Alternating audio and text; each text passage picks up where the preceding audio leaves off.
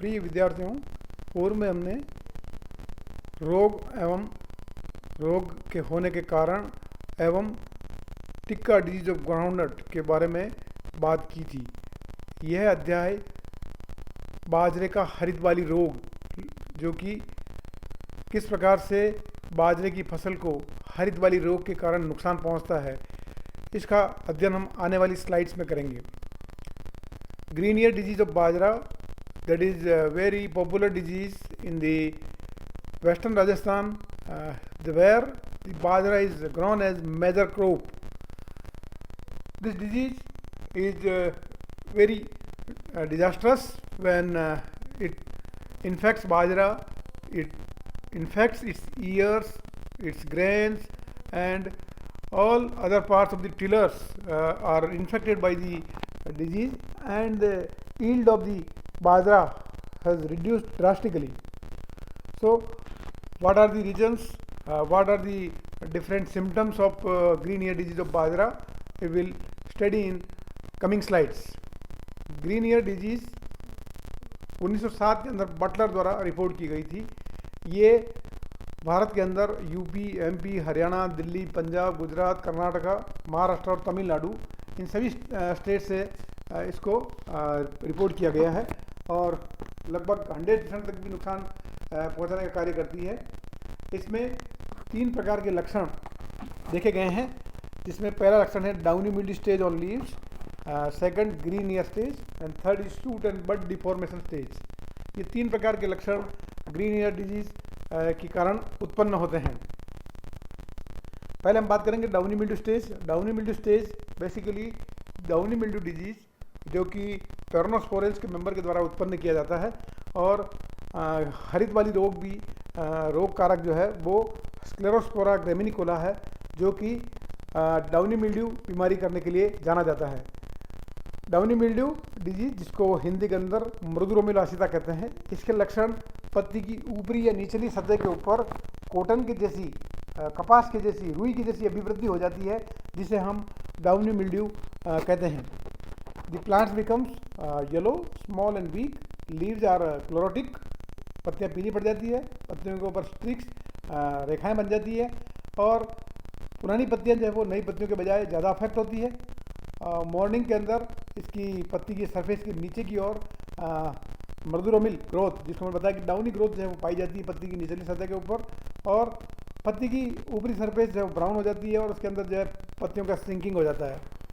On न्यूकैट plants downy growth stop and the die, जो है उसके कारण जो है पत्तियों की जो है ग्रोथ ख़त्म हो जाती है और पौधा मरने की स्टेज में आ जाता है।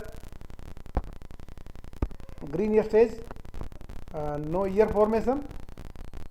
ग्रीन ईयर का अर्थ यहाँ पर यह है कि किस प्रकार से जो बाजरे के अंदर बाली बनती है, उस बाली के अंदर जहाँ पर बीज बनना होता है, उस बीज के स्थान पर उसमें जितनी भी पत्तियों का निर्माण हो जाता है, और कई सारी पत्तियां बन जाती है जो कि हरी हरी दिखाई देती है, और इसीलिए इसको हरित वाली कहते हैं कि बाली का हरा हो जाना। ये एक दूसरा महत्वपूर्ण लक्षण है ग्रीन ईयर डिजीज ऑफ बाजरा का। नो ईयर फॉर्मेशन, ईयर का निर्माण या जिसका बाली का निर्माण है वो नहीं होता है। इफ फॉर्म, अगर वो बन भी जाती है तो उसमें लीफ स्ट्रक्चर्स बन जाते हैं जो कि बिल्कुल हैरी होते हैं। Ear appears as a bunch of green leaves, so called as green ear disease, और पूरा का पूरा जो बाली होती है वो हरी पत्तियों का एक समूह या बंच दिखाई देता है, इसीलिए इसको हम हरित बाली रोग कहते हैं। No grain formation, may be partially, इसमें कोई भी दाने का निर्माण नहीं होता है, और अगर दाना बनता भी है तो बहुत ही छोटा या बहुत ही कमज़ोर बनता है। फ्लोरल पार्ट्स जो है इसके जैसे ग्लूम्स है, प्लिया है, स्टेमन है, पिस्टिल्स है, वो सारे जो है हाइपरट्रोफाइज होते हैं, इनमें प्रोलिफरेशन हो जाता है और ये भी पत्तियों के अंदर बदल जाते हैं। तो जो भी बाली के जो भी भाग हैं, बाली के सभी भाग पत्तियों के रूप में बदल जाते हैं, जिसके अंदर फ्लावर्स के जो पार्ट हैं उसमें उसके ब्रैक्ट से लगा करके और स्टेमन पिस्टिल तक भी जो है उसे सारे जो है बाली के अंदर वो सारे के सारे हरी पत्तियों के अंदर बदल जाते हैं, और इसीलिए इसको ग्रीन ईयर स्टेज भी कहते हैं। आप देख सकते हैं चित्र के अंदर किस प्रकार से बाजरे की बाली जो है आप देखेंगे तो सामान्य बाली आपको ऐसी दिखाई देगी, और यूँ अगर आप देखेंगे तो ये पूरी की पूरी बाली जो है ये हरी हो गई है। ये सारे हेरी इसमें ग्रोथ आपको दिखाई दे रही है पूरी। तो सामान्य बाली जो है वो आपको ऐसी दिखेगी, लंबी दिखाई देती है, लेकिन ये पूरा गुच्छा बन जाता है जिसको हम हरित बाली कहते हैं। आने वाली स्लाइड्स में और देखेंगे आप, ये बहुत ही इसमें क्लियर रूप से दिखाई दे रहा है। आप अगर देखें इसमें तो किस प्रकार से इसमें ये हरी हरी बालियों का बाली के अंदर कई सारी पत्तियाँ निकल आई है, जबकि यहाँ पर ऊपर की तरफ जो आप देख रहे हैं कई जगह थोड़ा बहुत जो है इसमें दाने का निर्माण भी होने की कोई चेष्टा हो रही है, लेकिन नीचे तो पूरी की पूरी बाली जो है वो बिल्कुल ग्रीन हो गई है। और यही हरित बाली के लक्षण जो है इसमें दिखाई दे रहे हैं। यहाँ पर और भी कई सारी बालियाँ दिखाई गई है। जो हरित बाली किस प्रकार से बनती है उसको चित्र में दिखाया गया है।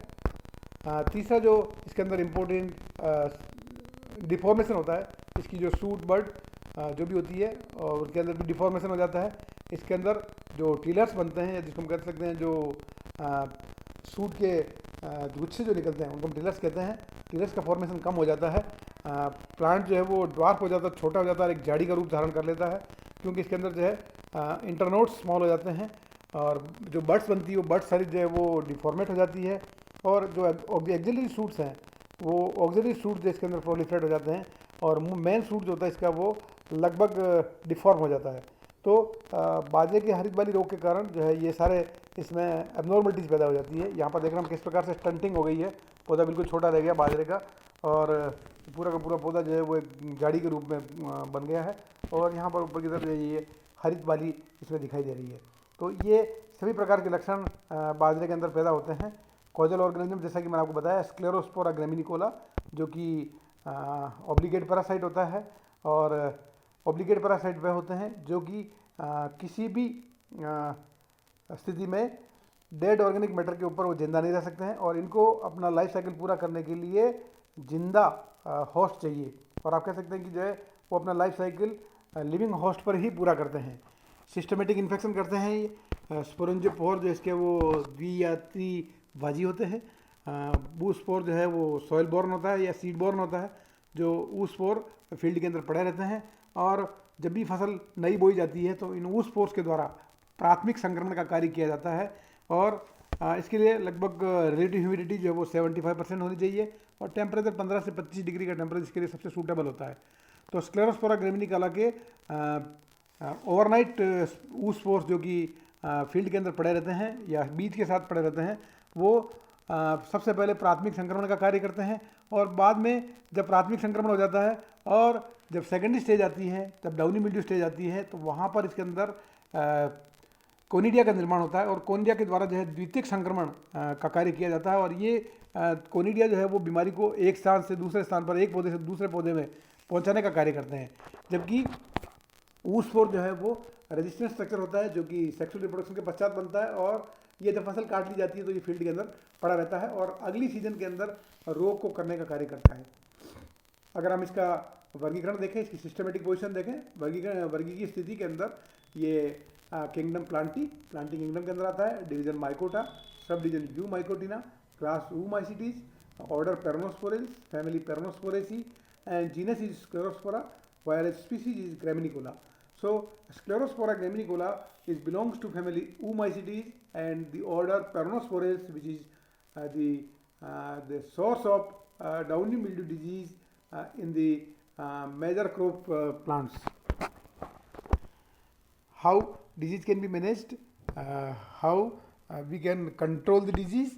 There are several methods have been given to control the disease, but this disease is very drastic disease and causes many losses to the this important crop. कहते हैं कि जो इसके अंदर सर्टिफाइड सीड्स का और हम कह सकते हैं प्रमाणीकृत बीज का उपयोग करना चाहिए। जो इन्फेक्टेड प्लांट्स हैं जो एक बार संक्रमित हो गए हैं, जिनके अंदर डाउनी मिल्ड्यू के इनके सिम्टम्स अगर उत्पन्न होना शुरू हो गए हैं, तो उन प्लांट्स को वहाँ से हटा करके फील्ड के बाहर फेंक देना चाहिए। और हर 5 साल के अंदर फसल चक्र अपनाना चाहिए, क्रॉप रोटेशन की प्रक्रिया अपनानी चाहिए, ताकि जो है उसके अंदर उस बीमारी को रोका जा सके। जब आप दूसरी फसल बोएंगे तो पहली फसल के जो भी रोगजनक हैं वो रोगजनक उसके ऊपर इन्फेक्शन ना कर पाएंगे और इस प्रकार से बीमारी को रोका जा सकता है।